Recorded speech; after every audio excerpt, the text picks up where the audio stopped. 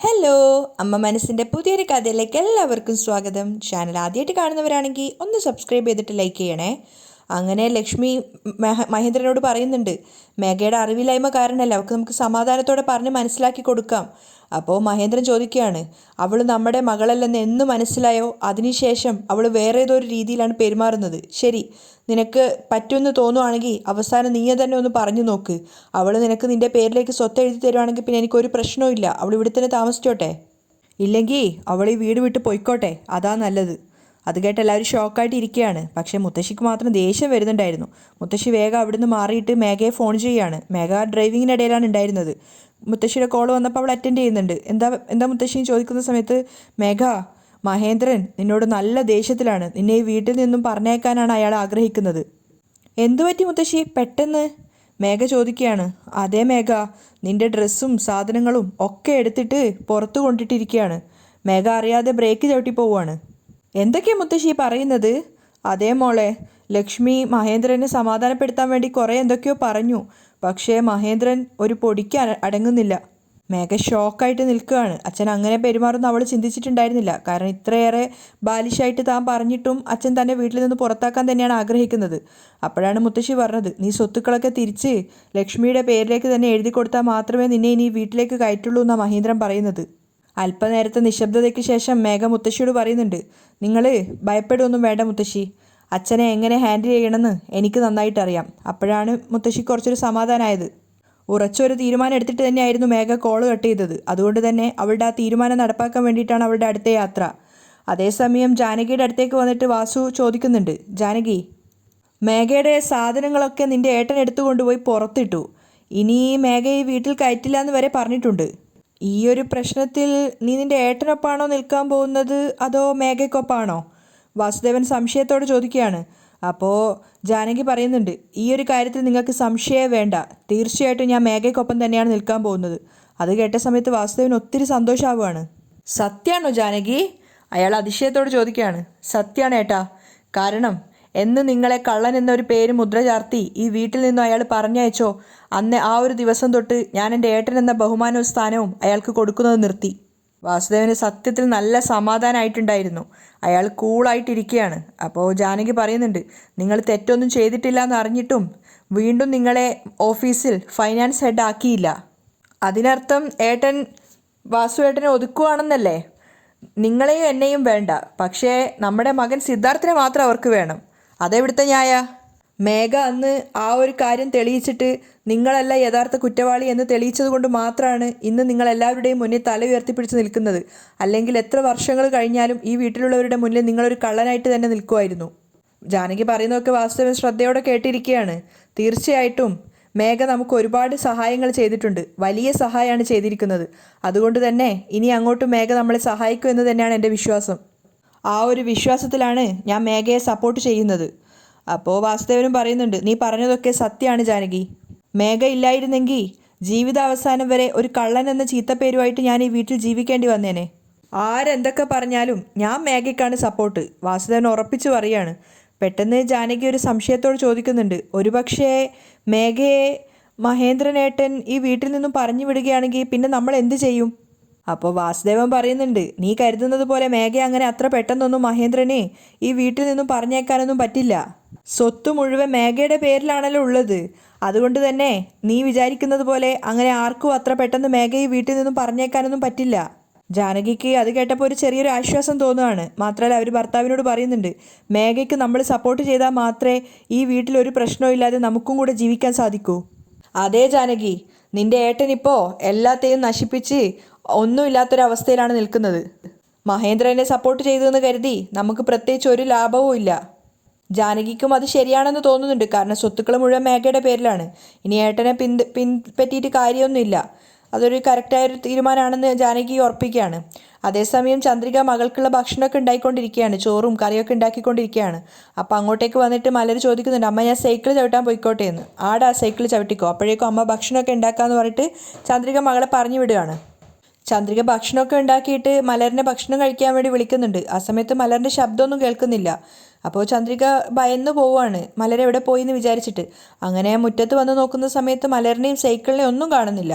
അപ്പോൾ മലര് സൈക്കിളുമായിട്ട് ദൂരത്തോട്ട് പോയി എന്നാണ് ചന്ദ്രിക കരുതുന്നത്. അവൾ വിചാരിക്കുന്നുണ്ട് ഇനി ഈ കുട്ടിക്ക് സൈക്കിൾ ഓട്ടാൻ കൊടുക്കില്ല, അതുകൊണ്ടാണല്ലോ ഇങ്ങനെ ദൂരത്തോട്ടൊക്കെ പോയതെന്നൊക്കെ ചിന്തിക്കുകയാണ് ചന്ദ്രിക. എന്നിട്ട് മലറിൻ്റെ പേര് വിളിച്ചുകൊണ്ട് ആ ഗ്രാമത്തിലൂടെ ഇങ്ങനെ നടക്കുകയാണ്. മലർ മലർ എന്നൊക്കെ വിളിച്ചുകൊണ്ട് നടക്കുന്നുണ്ട്. പക്ഷേ ഒരുപാട് ദൂരം പോയിട്ട് മലറിനെ കാണുന്നില്ല. ഒന്ന് രണ്ട് ആൾക്കാരോട് ചോദിക്കുന്നുണ്ട് എൻ്റെ മോളെ കണ്ടിട്ടുണ്ടായിരുന്നോ എന്ന്. ഇതുവഴി ഇപ്പോൾ പോയിട്ടുണ്ടായിരുന്നു എന്നൊക്കെ അവരും പറയുകയാണ്. അപ്പോൾ ചന്ദ്രിക വീണ്ടും ഭയന്ന് അങ്ങനെ നോക്കിക്കൊണ്ടിരിക്കുകയാണ്.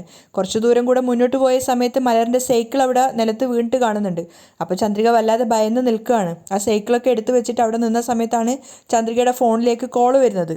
ചന്ദ്രിക ഭയന്നുകൊണ്ടാണ് ഫോൺ എടുക്കുന്നത്. മറ്റാരുമല്ല, ആ ഗുണ്ട തന്നെയായിരുന്നു. അയാൾ ഫോൺ എടുത്തപ്പോൾ തന്നെ പറയുന്നുണ്ട്, എന്താ ചന്ദ്രിക, മകളെ കാണാതെ ഭയന്ന് നിൽക്കുകയാണോ? ഒന്നും പേടിക്കണ്ട, നിൻ്റെ മോള് മലര് എൻ്റെ കയ്യിൽ ഭദ്രമായിട്ടുണ്ട്. അപ്പോഴാണ് ചന്ദ്രികയ്ക്ക് മനസ്സിലായത് അയാൾ തട്ടിക്കൊണ്ടുപോയതാ തൻ്റെ മകളെയെന്ന്. ചന്ദ്രിക ദേഷ്യത്തോട് ചോദിക്കുന്നുണ്ട്, എൻ്റെ മോളെ നീ എന്തിനാ തട്ടിക്കൊണ്ടുപോയത്? മര്യാദയ്ക്ക് എൻ്റെ മോളെ തിരിച്ച് എന്നെ തന്നെ ഏൽപ്പിച്ചോളൂ. അപ്പോൾ അയാൾ പരിഹസിക്കുന്നുണ്ട്, ആഹാ, ഞാൻ ചോദിച്ചത് നിന്നെ കൊണ്ട് തരാൻ സാധിക്കില്ല, പക്ഷേ നീ ചോദിക്കുന്നത് മാത്രം ഞാൻ തിരിച്ചു തരണമെന്നാണോ? ചന്ദ്രിക ഒന്നും പറയാതെ ഷോക്കായിട്ട് നിൽക്കുകയാണ്. അപ്പോൾ അയാൾ പറയുന്നുണ്ട്, നിനക്ക് ഞാൻ 2 അവസരം തന്നു, പക്ഷെ നീ രണ്ടും ഉപയോഗിക്കുന്നില്ല. അപ്പോൾ പിന്നെ ഞാനെന്ത് ചെയ്യും? അതുകൊണ്ടാണ് നിൻ്റെ മകളെ ഞാൻ ഇങ്ങോട്ടേക്ക് തട്ടിക്കൊണ്ടുവന്നത്. ചന്ദ്രിക ഒന്നും ചെയ്യാനാവാതെ പേടിയോടെ നിൽക്കുകയാണ്. മലരാണെങ്കിൽ കരയുന്നുണ്ട്. ആ സമയത്ത് അയാൾ ചന്ദ്രികയോട് പറയാണ്, ഇങ്ങോട്ട് നോക്ക് ചന്ദ്രിക, ഇപ്പോഴും സമയം കഴിഞ്ഞിട്ടേ ഇല്ല. നീ നിൻ്റെ വീട്ടിൽ പോയി 2 പത്രം ഉണ്ടല്ലോ, ആ പത്രത്തിൽ നിന്നും കടം തരാനുള്ള പത്രം എടുത്തിട്ട് കീറിക്കളഞ്ഞേക്ക്. എന്നിട്ട് തോട്ടത്തിൻ്റെ പത്രവും എടുത്തിട്ട് ഇങ്ങോട്ടേക്ക് വാ. ചന്ദ്രികയ്ക്ക് എന്താ ചെയ്യേണ്ടതെന്ന് അറിയാത്ത അവസ്ഥയായിരുന്നു. അവളുടെ കണ്ണ് നിറയാണ്. അപ്പോൾ അയാൾ പറയുന്നുണ്ട്, ഇവിടെ നിനക്കും നിൻ്റെ മോൾക്കും സന്തോഷമായിട്ട് ജീവിക്കാം. അങ്ങനെ അല്ലെങ്കിൽ നിനക്കും സമാധാനം കിട്ടില്ല, നിൻ്റെ പൊന്നു പോലത്തെ മോളില്ലേ മലര്, അവക്കും സമാധാനം കിട്ടില്ല. അപ്പോഴും ചന്ദ്രിക ദേഷ്യത്തോടെയാണ് അയാളോട് സംസാരിക്കുന്നത്. എന്താ ഭീഷണിപ്പെടുത്തുകയാണോ? മര്യാദയ്ക്ക് എൻ്റെ മകളെ തിരിച്ചു തന്നേക്ക്. അപ്പോൾ അയാൾ കളിയാക്കി ചിരിച്ചുകൊണ്ട് പറയുന്നുണ്ട്, നീ എന്താ ചന്ദ്രികയെ എനിക്കാണോ അവസരം തരുന്നത്? ഞാൻ നിനക്ക് 1/2 മണിക്കൂർ സമയം തരാം. ഒന്നുകിൽ 5 ലക്ഷം രൂപ പണം താ, അല്ലെങ്കിൽ പെട്ടെന്ന് തന്നെ എൻ്റെ തോട്ടത്തിലേക്ക് വാ. അതും പറഞ്ഞ് അയാൾ കോള് കട്ട് ചെയ്യുകയാണ്. ചന്ദ്രിക ഹലോ ഹലോ എന്ന് പറയുമ്പോഴേക്കും അയാൾ കോള് കട്ട് ചെയ്തിട്ടുണ്ടായിരുന്നു. കോള് കട്ടയതിന് ശേഷം അയാൾ മലറിനോട് ചോദിക്കുകയാണ്, എന്താ മലർ, നിൻ്റെ അമ്മ എന്താ ഇങ്ങനെ സംസാരിക്കുന്നത്? 5നും 10നും വേണ്ടി ജോലി ചെയ്യുന്നേ, അവൾക്ക് ഇത്രക്ക് അഹങ്കാരോ? മലര് കരയാണ്. കുറച്ചു നേരം അയാളുടെ ആ സംസാരം കേട്ടപ്പോൾ മലർ അയാളെ നോക്കുന്നുണ്ട്. അതിനുശേഷം അവിടുന്ന് എഴുന്നേറ്റിട്ട് അയാളുടെ കവിൾ നോക്കി ഒന്ന് പൊട്ടിച്ചു കൊടുക്കുകയാണ്. എന്നിട്ട് പറയുന്നുണ്ട്, എൻ്റെ അമ്മയെക്കുറിച്ച് മോശമായി സംസാരിക്കരുത്. തല്ലുകൊണ്ട കവിളിൽ അയാൾ കൈവയ്ക്കുകയാണെങ്കിലും അതിനുശേഷം അയാൾ പൊട്ടിച്ചിരിക്കുകയാണ്. എന്നിട്ട് പറയുന്നുണ്ട്, ആഹാ, കുഴപ്പമില്ലല്ലോ, നിൻ്റെ അമ്മയെപ്പറ്റി പറഞ്ഞപ്പോൾ നിനക്ക് ദേഷ്യം വരുന്നുണ്ടോ? നിന്നെ കൂട്ടിയിട്ട് പോവാൻ നിൻ്റെ അമ്മ ഇപ്പോൾ തീർച്ചയായിട്ടും ഇങ്ങോട്ടേക്ക് വരും. അപ്പോൾ നിൻ്റെ കൺമുന്നിൽ വെച്ചിട്ട് നിൻ്റെ അമ്മയെ എന്താ ചെയ്യുന്നതെന്ന് നീ കണ്ടോ? മലരത് കേട്ട് കരയുകയാണ്. ആ സമയത്ത് അയാൾ പൊട്ടിച്ചിരിക്കുന്നുണ്ടായിരുന്നു. അതേസമയം മേഘയുടെ എല്ലാ ഡ്രസ്സുകളും കാര്യങ്ങളൊക്കെ പുറത്ത് വെച്ചിട്ട് എല്ലാവരും മേഘയ്ക്ക് വേണ്ടി വെയിറ്റ് ചെയ്യുകയാണ്. മഹേന്ദ്രൻ മാത്രം അകത്ത് സോഫയിലിരിക്കുകയാണ്. മുത്തശ്ശൻ ഉൾപ്പെടെ എല്ലാവരും മേഘയ്ക്ക് വേണ്ടി പുറത്ത് വെയിറ്റ് ചെയ്യുന്നുണ്ട്. ആ സമയത്താണ് മേഘ കാറുമായിട്ട് അങ്ങോട്ടേക്ക് വരുന്നത്. മേഘയ്ക്ക് പിന്നാലെ തന്നെ ഒരു പോലീസ് ജീപ്പ് കൂടെ അങ്ങോട്ടേക്ക് വന്നിട്ടുണ്ടായിരുന്നു. മേഘയുടെ കൂടെ തന്നെ അഡ്വക്കേറ്റും അതുപോലെ പോലീസുകാരും ഒക്കെ ഇറങ്ങി വരുന്നത് കണ്ടപ്പോൾ ലക്ഷ്മി ആകെ ഭയന്നു പോവാണ്. ലക്ഷ്മി അകത്തേക്ക് പോയിട്ട് മഹേന്ദ്രനോട് പറയുന്നുണ്ട്, ഇങ്ങോട്ടേക്ക് വാ, പുറത്തേക്ക് വാന്ന്. മഹേന്ദ്രന് കാര്യമൊന്നും മനസ്സിലാവുന്നില്ല. എങ്കിലും ലക്ഷ്മി വിളിച്ചതുകൊണ്ട് തന്നെ അയാൾ പുറത്തേക്ക് വന്നിട്ടുണ്ടായിരുന്നു. ആ സമയത്ത് അഡ്വക്കേറ്റിനെയും പോലീസിനെയൊക്കെ കൂട്ടിയിട്ട് മേഘ ദേഷ്യത്തോടെയാണ് വരുന്നത്. വരുമ്പോൾ തന്നെ അവൾ കാണുന്നുണ്ടായിരുന്നു അവളുടെ ബാഗും കാര്യങ്ങളൊക്കെ പുറത്തു കൊണ്ടിട്ടത്. നല്ല ദേഷ്യത്തോടെയാണ് മേഘ വന്നത്. അപ്പോൾ ഇൻസ്പെക്ടറുടെ കൂടെ വന്ന സമയത്ത് ഇൻസ്പെക്ടറോട് പറയുന്നുണ്ട്, കണ്ടില്ലേ ഇൻസ്പെക്ടർ, എൻ്റെ സാധനങ്ങളൊക്കെ എടുത്തിട്ട് പുറത്തേക്ക് കൊണ്ടിട്ടിരിക്കുകയാണ്. മര്യാദയ്ക്ക് ഇവരോട് തന്നെ എൻ്റെ സാധനങ്ങളൊക്കെ എടുത്തിട്ട് വീട്ടിനുള്ളിലേക്ക് വെക്കാൻ പറയൂ, ഇല്ലെങ്കിൽ നിയമപ്രകാരം ഇവർക്കെതിരെയൊക്കെ കേസെടുക്കണം. മേഘ എല്ലാവരുടെയും മുഖത്ത് നോക്കിക്കൊണ്ടാണ് പറയുന്നത്. അപ്പോഴേക്കും ലക്ഷ്മി മഹേന്ദ്രനെയും കൂട്ടി പുറത്തെത്തിയിട്ടുണ്ടായിരുന്നു. മഹേന്ദ്രനെ കണ്ട സമയത്ത് മേഘ ദേഷ്യത്തോട് ചോദിക്കുകയാണ്, എന്താ അച്ഛാ ഇതൊക്കെ, ഇതെന്തിനാ എൻ്റെ സാധനങ്ങളൊക്കെ എടുത്ത് പുറത്തു കൊണ്ടിട്ടിരിക്കുന്നത്? കൊണ്ടുപോയി മര്യാദയ്ക്ക് എൻ്റെ റൂമിൽ വെക്കാൻ പറ. അപ്പം മഹേന്ദ്രൻ അവളുടെ ആ ഒരു അഹങ്കാരം നോക്കി നിൽക്കുകയാണ്. എന്നിട്ട് ദേഷ്യത്തോടെ അയാൾ പറയുന്നുണ്ട്, അതിന് ഒരു ചാൻസും ഇല്ല, ഇപ്പം തന്നെ നിൻ്റെ സാധനങ്ങളൊക്കെ എടുത്തിട്ട് നീ ഇവിടുന്ന് പോവാൻ നോക്ക്. മേഘ അത് കേട്ട് അച്ഛനെ നോക്കുന്ന സമയത്ത് അയാൾ പറയുന്നുണ്ട്, നിനക്ക് ഈ വീട്ടിൽ താമസിക്കണം എന്നുണ്ടെങ്കിൽ നിൻ്റെ പേരിൽ എഴുതി തന്ന സ്വത്തുക്കളൊക്കെ തിരിച്ച് ലക്ഷ്മിയുടെ പേരിലേക്ക് തന്നെ എഴുതി കൊടുക്കാൻ നോക്ക്. അങ്ങനെ ചെയ്താൽ നിനക്ക് വീട്ടിൽ തന്നെ താമസിക്കാം, അല്ലാത്ത പക്ഷം നിന്നെ ഈ വീട്ടിൽ താമസിക്കാൻ ഞാൻ അനുവദിക്കില്ല. മേഘ അല്പനേരം അയാൾ പറയുന്നത് ക്ഷമയോടെ കേട്ട് നിന്നിട്ടുണ്ടായിരുന്നു. അതിനുശേഷം ദേഷ്യത്തോടെ പറയുന്നുണ്ട്, ഞാൻ സ്വത്തുക്കളൊക്കെ നിങ്ങളുടെ പേരിലേക്ക് മാറ്റി എഴുതി തരുന്ന സ്വപ്നം പോലും കാണണ്ട. മേഘയുടെ ആ ഒരു പെരുമാറ്റം എല്ലാവരും ഞെട്ടിക്കുന്നവരായിരുന്നു. അപ്പോൾ മഹേന്ദ്രൻ ലക്ഷ്മിയോട് ചോദിക്കുന്നുണ്ട്, കണ്ടില്ലേ ലക്ഷ്മി, നീയല്ലേ പറഞ്ഞത് പറഞ്ഞാൽ മനസ്സിലായിക്കോളുന്ന്? എത്രത്തോളം അഹങ്കാരത്തോടെ അവൾ സംസാരിക്കുന്നതെന്ന് നോക്ക്. ഈ വീട്ടിൽ ജീവിക്കാൻ ഇവക്ക് ഒരു അർഹതയുമില്ല. മര്യാദയ്ക്ക് നിന്റെ സാധനങ്ങളൊക്കെ എടുത്തിട്ട് ഈ വീട്ടിൽ നിന്ന് ഇറങ്ങി പോവാൻ നോക്ക്. മഹേന്ദ്ര ദേഷ്യത്തോടെ പറഞ്ഞപ്പോൾ മേഘ തിരിച്ചു ചോദിക്കുന്നുണ്ട്, ഞാനെന്തിനു ഇവിടുന്ന് പോകണം? ഇവിടെ എൻ്റെ കൂടെ താമസിക്കാൻ ആഗ്രഹിക്കുന്നവർ മാത്രം ഇവിടെ നിന്നാൽ മതി. ഞാൻ പോകണമെന്ന് ആഗ്രഹിക്കുന്നവർക്ക് ഈ വീട്ടിൽ നിന്നും ഇറങ്ങിപ്പോവാം. അതിനെനിക്കൊരു കുഴപ്പമില്ല. അതിനുശേഷം അവൾ ഇൻസ്പെക്ടറോട് പറയുന്നുണ്ട്, ഇൻസ്പെക്ടർ എൻ്റെ സാധനങ്ങളൊക്കെ എടുത്തിട്ട് ഇവരോട് ഉള്ളിൽ വെക്കാൻ പറയൂ. അത് കേട്ട സമയത്ത് ഇൻസ്പെക്ടർ മഹേന്ദ്രനോട് പറയുന്നുണ്ട്, ഈ വീട് സ്വത്തുക്കൾ എല്ലാം മേഘയുടെ പേരിലുള്ളതാണ്. അങ്ങനെയുള്ളപ്പോൾ മേഘ ഈ വീട്ടിൽ നിന്നും പുറത്താക്കാൻ നിങ്ങൾക്കൊരു അവകാശവും ഇല്ല. അത് കേട്ട സമയത്ത് മുത്തശ്ശി അഭിമാനത്തോടെ നിൽക്കുകയാണ്.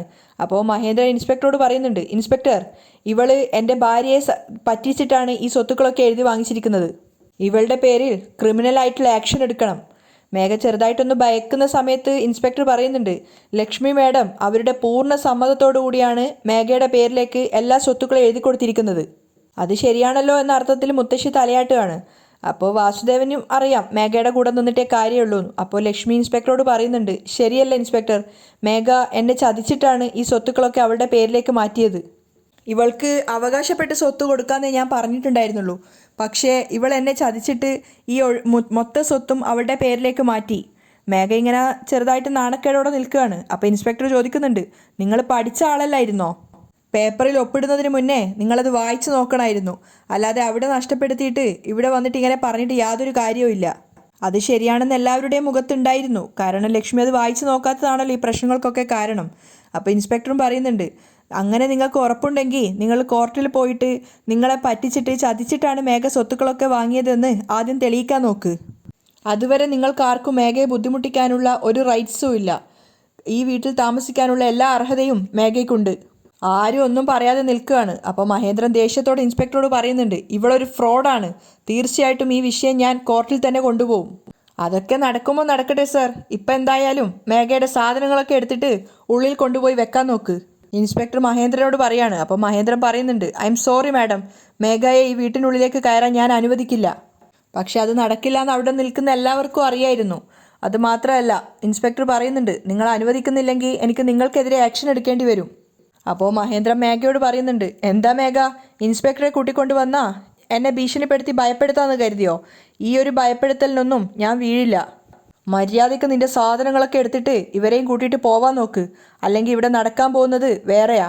പക്ഷേ മേഘ മഹേന്ദ്രനല്ല മറുപടി കൊടുക്കുന്നത്. ഇൻസ്പെക്ടറോട് ചോദിക്കുന്നുണ്ട്, എന്താ മാഡം, അദ്ദേഹം സംസാരിച്ചു കൊണ്ടേ ഇരിക്കുന്നു, നിങ്ങളത് കേട്ടുകൊണ്ടേ ഇരിക്കുന്നു. എൻ്റെ സാധനങ്ങളൊക്കെ എടുത്തിട്ട് മര്യാദയ്ക്ക് അകത്ത് കൊണ്ടുപോയി വെക്കാൻ പറ. അപ്പോൾ ഇൻസ്പെക്ടർ പറയുന്നുണ്ട്, നിങ്ങൾ സാധനങ്ങളൊക്കെ എടുത്തിട്ട് അകത്തേക്ക് പോയിക്കോ. മേഘ എല്ലാവരെയും നോക്കിയതിന് ശേഷം മഹേന്ദ്രൻ്റെ മുഖത്തേക്ക് നോക്കിയിട്ട് അവളുടെ ബാഗ് എടുത്തിട്ട് അകത്തേക്ക് പോവാൻ നോക്കുകയാണ്. അപ്പോൾ മഹേന്ദ്രൻ പറയുന്നുണ്ട്, ഏയ് നിൽക്ക്, നീ ഈ വീട്ടിൻ്റെ അകത്തേക്ക് കയറാൻ പാടില്ല. അപ്പോൾ മേഘ മുത്തശ്ശനോട് പറയുന്നുണ്ട്, മുത്തശ്ശ നിങ്ങളുടെ മകനോട് പറഞ്ഞു കൊടുക്ക്, പ്രശ്നം ഉണ്ടാക്കാതിരുന്നാ ഈ വീട്ടിൽ താമസിക്കാമെന്ന് പറഞ്ഞു കൊടുക്ക്. ഇല്ലെങ്കിൽ ഈ വീട് വിട്ട് പോവാൻ പറ. അച്ഛൻ്റെ മുഖത്തേക്ക് നോക്കിയിട്ടാണ് മേഘ സംസാരിക്കുന്നത്. അവിടെയാണ് ഇന്നത്തെ എപ്പിസോഡ് വൈൻഡപ്പ് ചെയ്യുന്നതും.